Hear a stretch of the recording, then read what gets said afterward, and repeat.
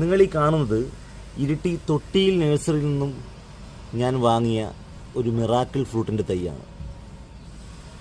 പൊതുവേ നഴ്സറിയിൽ നിന്നൊക്കെ വാങ്ങുന്ന സമയത്ത് അത് ബഡ്, ലെയർ ഏത് രീതിയിൽ വികസിപ്പിച്ചെടുത്ത തൈയാണെങ്കിലും നഴ്സറിയിൽ അവ ധാരാളമായി കായ്ച്ച് നിൽക്കുന്നതായും, എന്നാൽ വീട്ടിൽ നമ്മൾ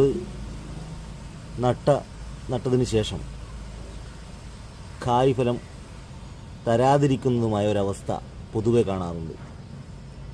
എന്നാൽ അതിൽ നിന്നും വിഭിന്നമായി ധാരാളമായി കായ്ച്ച് പാകമായിരിക്കുന്ന മിറാക്കിൾ ഫ്രൂട്ടിൻ്റെ ഫലം നമുക്ക് ഈ തൈയിൽ കാണാൻ കഴിയും. ഏകദേശം 50ഓളം കായകൾ ഇതിൽ പഴുത്ത് നിൽക്കുന്നുണ്ട്. നിങ്ങൾക്കൊക്കെ അറിയാം മിറാക്കിൾ ഫ്രൂട്ടിൻ്റെ പ്രത്യേകത.